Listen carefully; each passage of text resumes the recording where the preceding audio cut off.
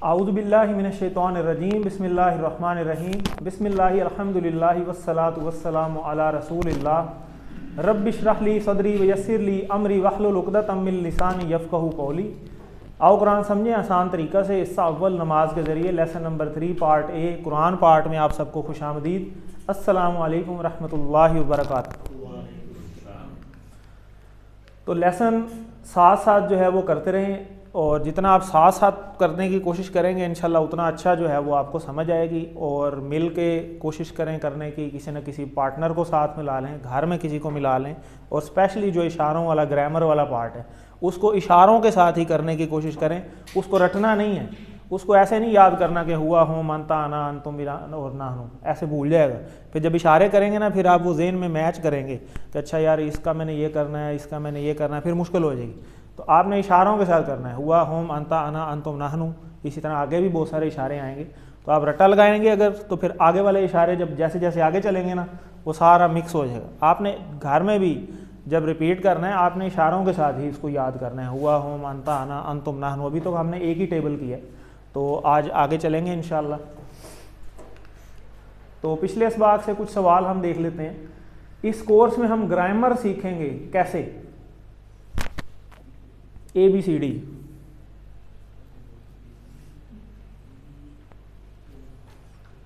बड़ा मुश्किल सवाल है।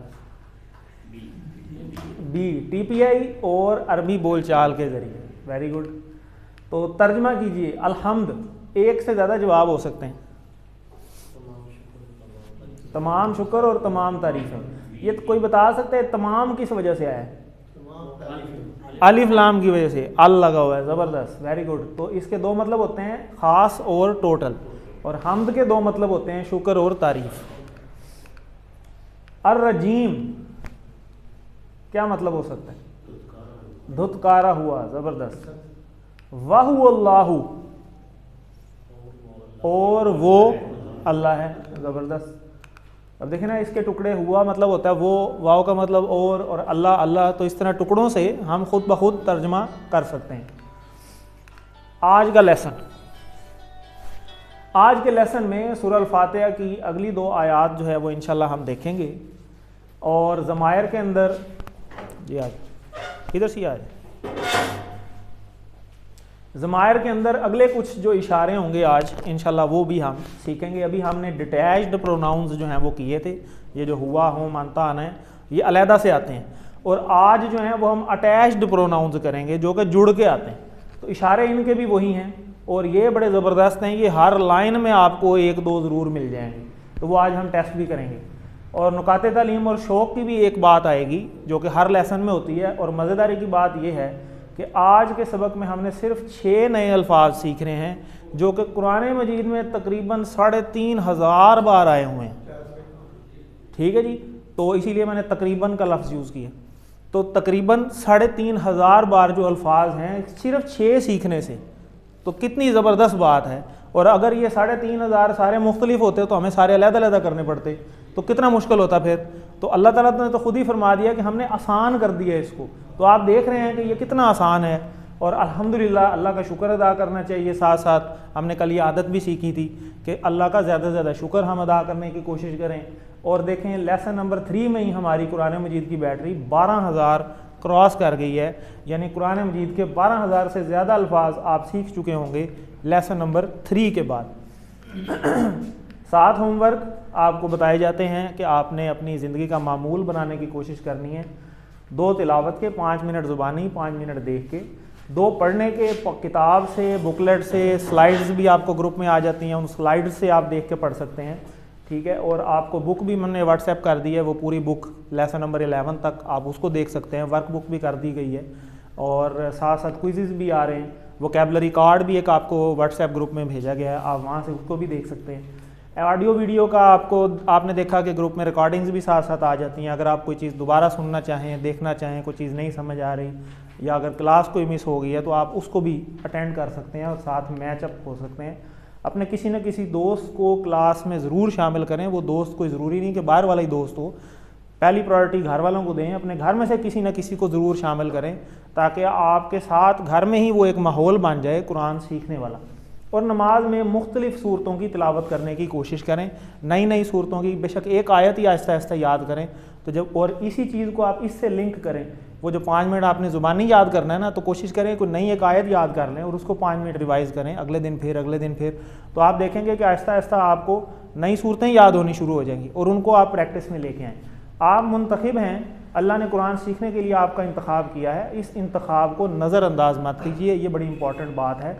और अल्लाह से दुआ मांगते रहिए, क्योंकि पहला काम दुआ से ही है कि अल्लाह की मदद के बगैर नेकी की तौफीक भी नहीं मिलती। अल्लाह चाहता है तो हम नेकी कर सकते हैं। अल्लाह ताला ने कुरान में फरमाया, तो उसका मफ़हूम है कि तुम चाह भी नहीं सकते अगर हम ना चाहें। तो फिर कैसे हो सकता है कि बंदा अल्लाह की मर्ज़ी के बगैर नेकी की तौफीक मिल जाए? तो बुराई से बचना भी अल्लाह की तौफीक से ही है। तो आगे चलते हैं। हमने कल ये आपको स्लाइड दिखाई थी कि तअव्वुज़ और सूरह फातिहा के जो अल्फाज हैं 9000 बार तकरीबन कुरान मजीद में आए हैं। तो ये जो कुरान मजीद का ये एक पार्ट है और इसमें जो रेड किए हुए हैं ये सारे वो चीज़ें हैं जो इसके अंदर आप ऑलरेडी पढ़ चुके होंगे जब हम सूरह फातिहा के एंड तक पहुँचेंगे। तो यहाँ पे इसकी इंपॉर्टेंस हम देख सकते हैं कि कुरान मजीद में लाइनें जो हैं मदनी मुसहफ़ की वो 9000 ही हैं।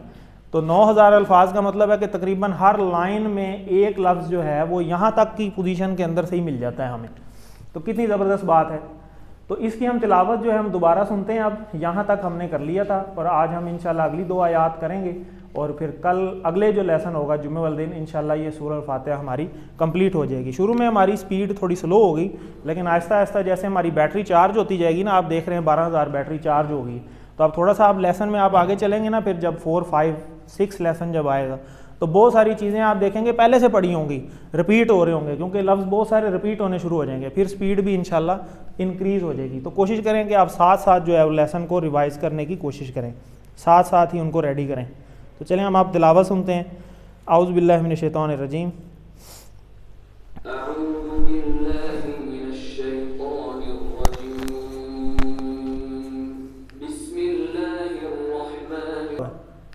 बिस्मी, इसके कितने टुकड़े थे? 2। बी और इस्म क्या मतलब था? बी का मतलब था की या से, और इस्म का मतलब क्या था? नाम। तो नाम से अल्लाह, अल्लाह अल्लाह के नाम से। अर्रहमान क्या मतलब? जो शिद्दत से मेहरबान है। और अर्रहीम जो मुसलसल रहम करने वाला है। ठीक है, तो रिवाइज़ करने की कोशिश करें, पार्टिसिपेट करें, क्लास में आता है बोलने की कोशिश करें। तो अलिफ लाम लगा हुआ है, ये भी टोटल है। बिस्मी यहाँ से हमने शुरू में औज़ुबिल्लाह आया था, औज़ुबिल्लाह में हमने पहली आदत भी सीखी थी कि औज़ुबिल्लाह हमें ज़्यादा पढ़ना चाहिए ताकि शैतान से हमारी सेफ्टी हो सके, सेफ्टी फर्स्ट। और यहाँ से हमने दूसरी आदत भी सीखी थी, क्या वो कि हर काम से पहले बिस्मिल्लाह भी पढ़नी चाहिए। ठीक है, और इसी तरह अर्रहमान अर्रहीम यहाँ से हमने एक आदत सीखी थी, तीसरी क्या थी? पॉजिटिव थिंकिंग, कि अल्लाह के बारे में पॉजिटिव गुमान हमें रखना चाहिए। आगे जी, अल्हम्दुलिल्लाहि रब्बिल आलमीन। अलहम्द अभी आया था क्वेश्चन भी पीछे, हम्द का मतलब तारीफ़ और शुक्र, और तमाम तर तारीफ़ें और शुक्र। तो यहाँ से हमने 2 आदत सीखी थी कि अल्लाह का शुक्र अदा करना चाहिए, अल्हम्दुलिल्लाह यानी पढ़ना चाहिए। आदत नंबर 4, लिल्लाही के 2 टुकड़े हैं, कौन कौन से? लाम और अल्लाह। तो लाम का क्या मतलब था? लिए।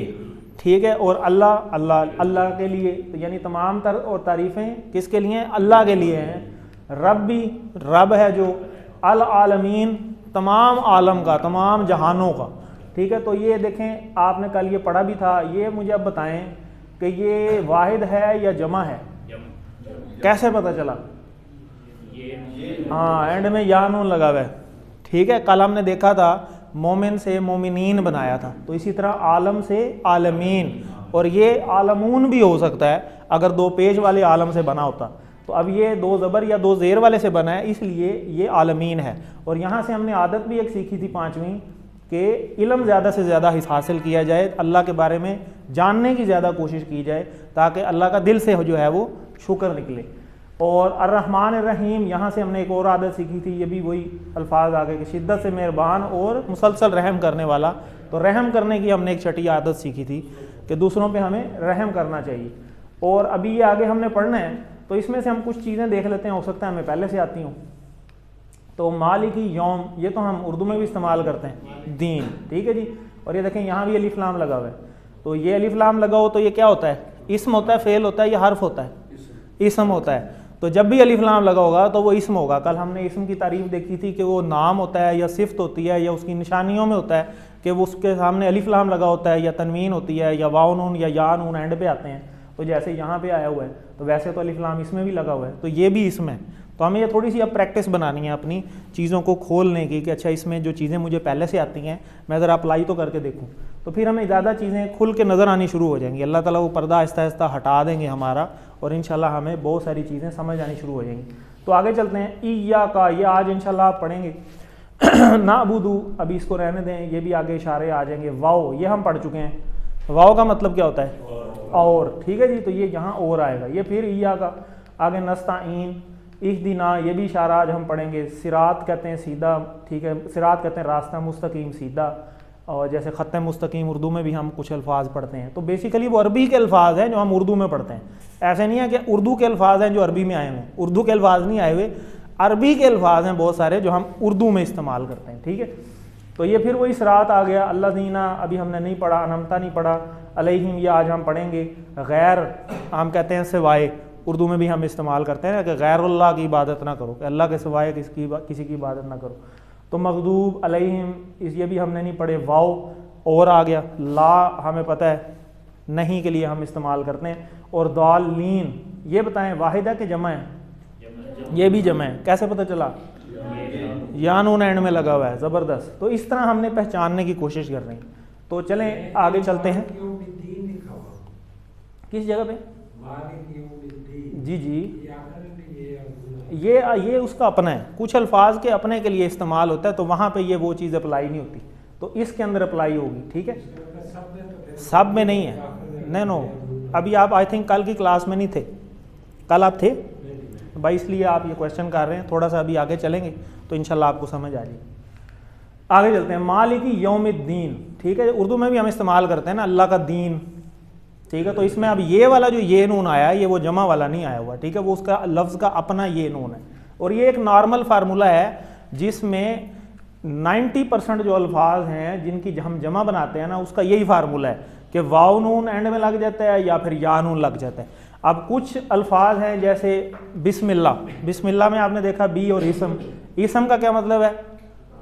नाम, और इसम की जमा क्या होती है? अस्मा, ठीक है।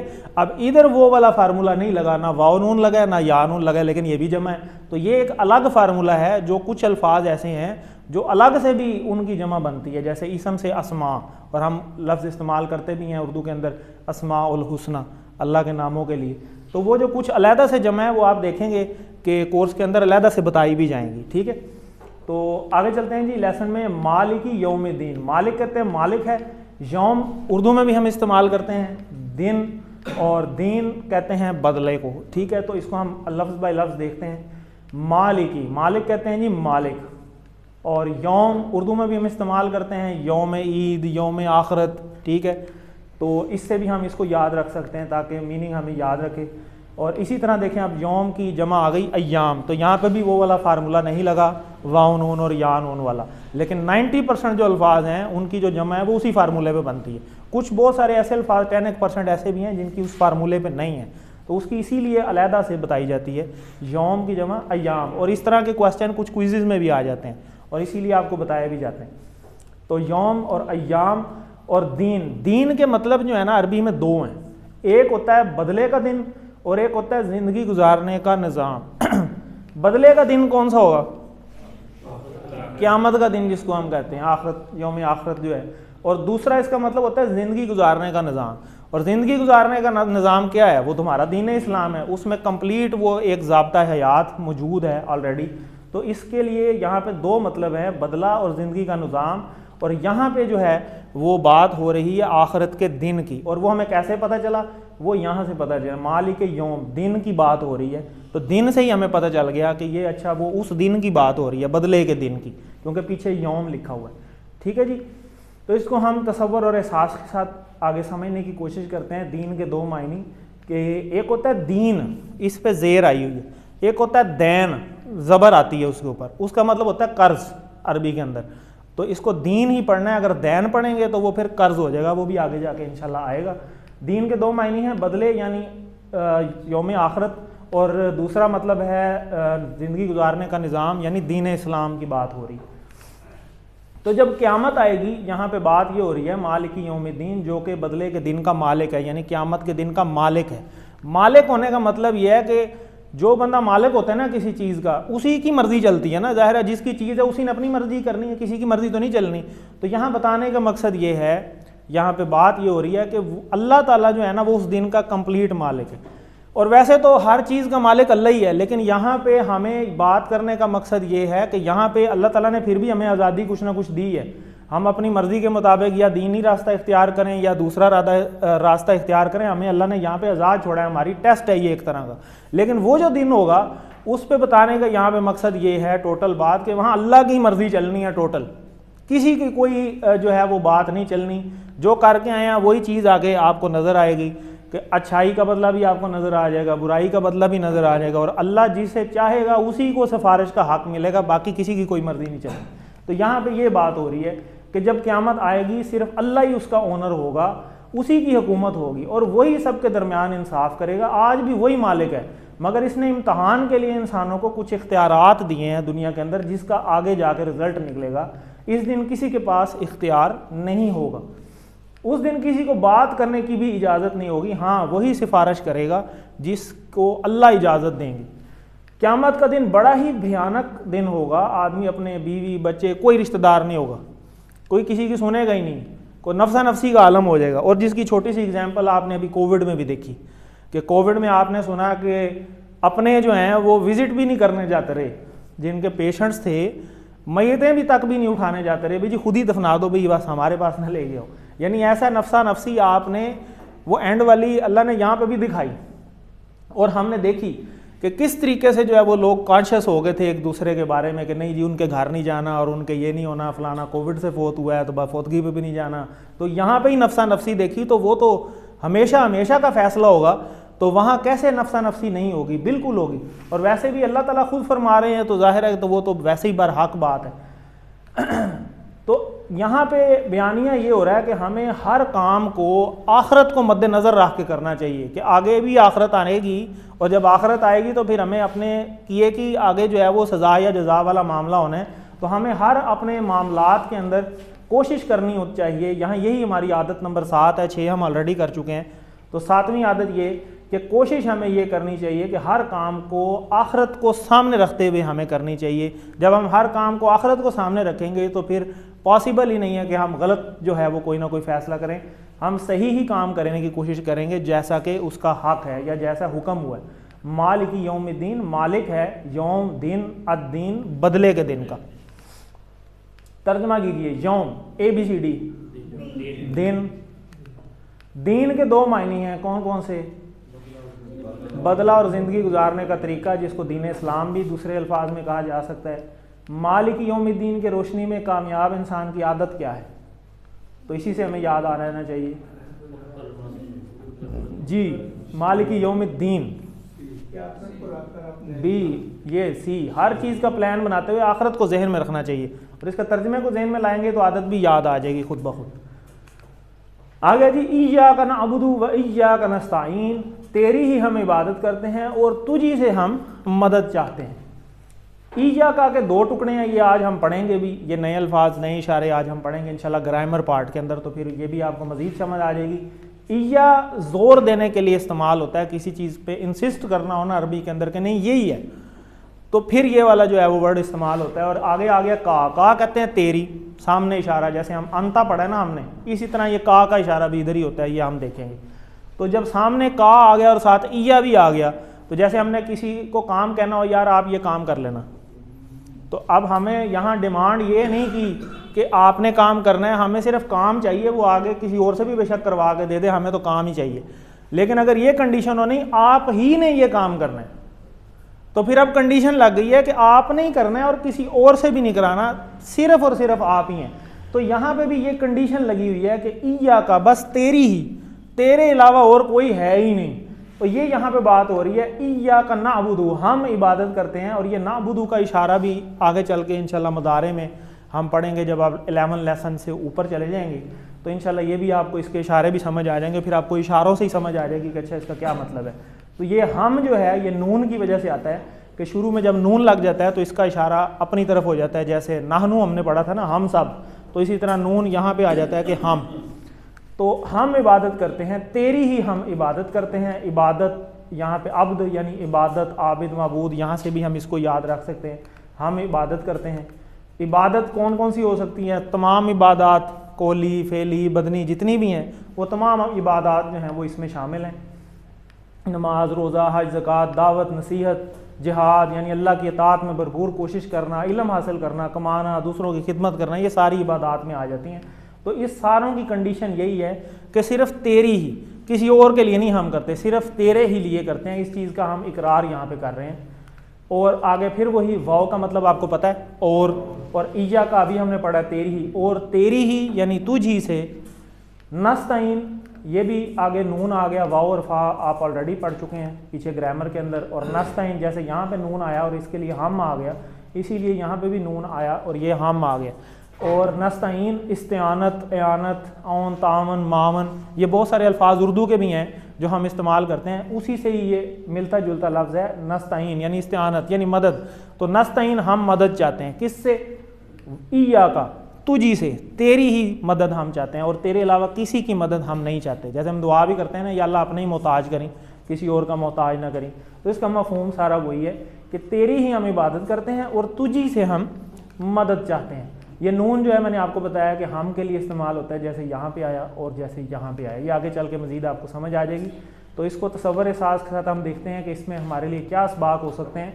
तो अल्लाह ने हमें पैदा किया ताकि हम इसकी बंदगी करें यानी इबादत करें। जैसा कि कुरान में अल्लाह ताला फरमाते हैं कि मैंने जिन्नों और इंसानों को अपनी इबादत के लिए पैदा किया है। तो कहा जाता है कि जी अपनी इबादत के लिए पैदा किया है। ये ऐसे ही है जैसे बिकाऊ माल होता है ना, एक चीज़ है पहले से बिक चुकी है, उसका रेट लग चुका है कि जी ये आप एक दुकानदार है, आप एक दुकानदार के पास जाएं, आप कहेंगे मुझे ये चीज़ चाहिए, तो वो कहते हैं नहीं ये तो बिक चुकी है, इसकी पेमेंट मेरे पास पहले से आ गई है, बस मालिक ने उठानी है आके। तो हमारे साथ यही वाला मामला अल्लाह ने किया है इस चीज़ के अंदर कि जिन्नों और इंसानों को अपनी इबादत के लिए पैदा किया और बदले में क्या दिया? जन्नत। ये दे चुके हैं अल्लाह ताला के बदले में जन्नत मिलेगी, ये काम करने। तो अब उसके अंदर अब वो अगर आप दुकान वाले के पास जाएं, वो माल भी पहले उसके लिए पैसे भी ले चुका हो, चीज़ भी किसी ने ख़रीद ली है, उसके बाद दरमियान में वो किसी को रेंट पे भी दे दे या अपने इस्तेमाल में भी शुरू कर दे, तो क्या ये बात ठीक होगी? नहीं ठीक होगी। तो हमें भी, हमारे भी इसी तरह से है कि हमारी कीमत अल्लाह ने पहले लगा दी है, जन्नत हमें दे दी है, सारा कुछ दे दिया है, और लेकिन बदले में कहा है कि ये मेरी इबादत के लिए ये सारी ज़िंदगी गुजार के आओगे फिर मिलेगी, वरना नहीं मिलेगी। तो ये चीज़ यहाँ पे है कि इय्याका नअबुदु व इय्याका नस्ताईन, के तेरी ही हम इबादत करते हैं और तुझी से मदद चाहते हैं। इबादत यानी बहुत तमाम अल्लाह के अहकाम जितनी इबादत हैं, कौली, फेली, बदनी, वो तमाम इसमें शामिल हैं कि इसको हम खालिसतन अल्लाह के लिए करने की कोशिश करें। और हम इतने कमज़ोर हैं कि अल्लाह की मदद के बगैर अपनी प्यास भी नहीं बुझा सकते। बेशक तो अल्लाह की इबादत अल्लाह की मर्ज़ी के बगैर कैसे कर सकते हैं? तो उसके लिए भी हमें दुआ करनी होगी। इसलिए इस एहसास के साथ ये आयत पढ़िए कि अल्लाह इस नमाज को, इसके बाद हर काम को करने में मुझे तेरी मदद चाहिए, हर मुश्किल और परेशानी की वक़्त तेरी मदद चाहिए, तेरी इबादत के लिए भी मुझे तेरी मदद चाहिए। जैसे हम वो दुआ करते हैं अल्लाहुम्मा आइन्नी अला ज़िक्रिका व शुक्रिका व हुस्न इबादतिका, उसका भी यही मतलब है कि या अल्लाह बेहतर जो है वो, या अल्लाह तेरी अच्छी इबादत करने की तौफीक दे। तो यही हमारी आदत नंबर 8 है कि हर काम में हमारी नीयत हो इबादत की। हज़रत अली रज़ी अल्लाह अन्हु से किसी ने पूछा कि आप कितने टाइम इबादत करते हैं? तो उन्होंने कहा जी हम तो सारा दिन ही इबादत करते हैं।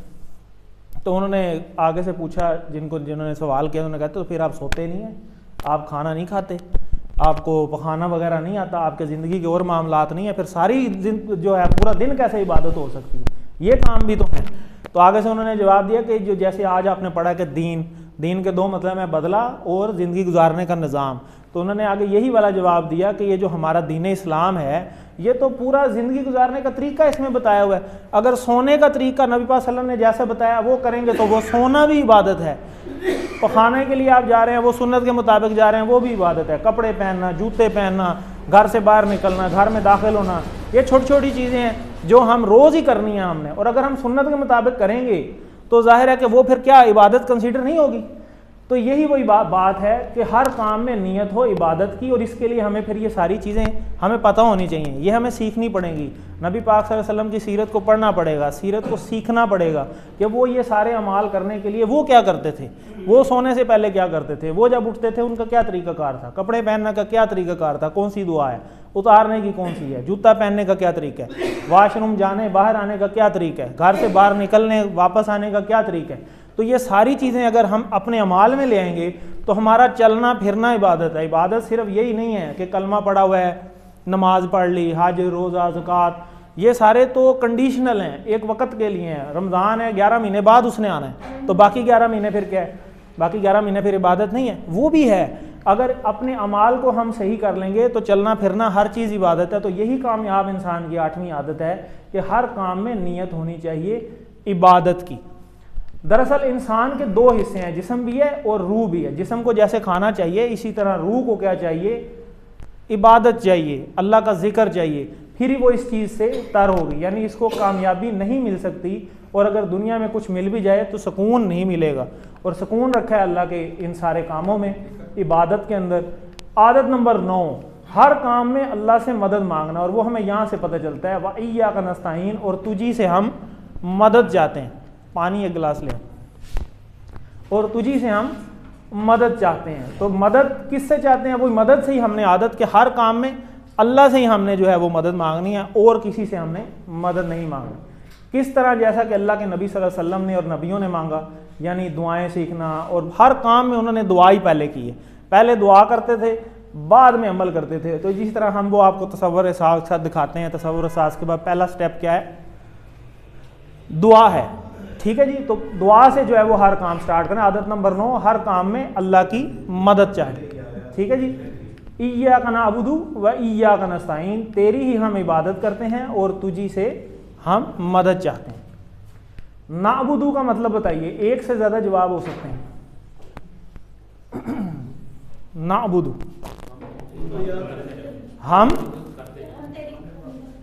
हम इबादत करते हैं, हम इबादत करेंगे, करते हैं और करेंगे, यानी प्रेजेंट एंड फ्यूचर जो है ये इकट्ठा आता है मुजारे में। इंशाल्लाह आगे चल के आपको पता चल जाएगा। जैसे आउजू, आउजू में जैसे हमने पढ़ा था ना, मैं पनाह चाहता हूँ या मैं पनाह में आऊँगा, तो वहाँ पे भी दो मतलब आ रहे हैं। प्रेजेंट और फ्यूचर अरबी में इकट्ठे आते हैं। इय्या का क्या मतलब, तेरी ही, जबरदस्त, सी। नस्ताइन,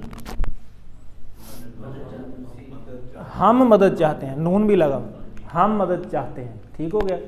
इबादत के क्या मायने हैं, एक से ज्यादा हो सकते हैं।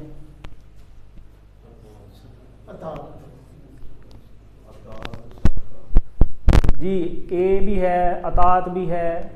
इसी तरह इय्याका नअबुदु की रोशनी में कामयाब इंसान की आदत बताइए। अभी हमने पढ़ी है इय्याका नअबुदु, इबादत से। ज़बरदस्त, हर अच्छे काम में इबादत की नियत करना। मायने को देखेंगे तो आदत खुद ब खुद ज़हन में आ जाएगी, ज़ुबानी रट्टा लगाने की ज़रूरत नहीं है। इसी तरह यहाँ से इय्याका नस्तईन की रोशनी में कामयाब इंसान की आदत बताइए। नस्तईन, इस्तिआनत, मावनत, मदद। हाँ, हर चीज़ में अल्लाह की मदद मांगना।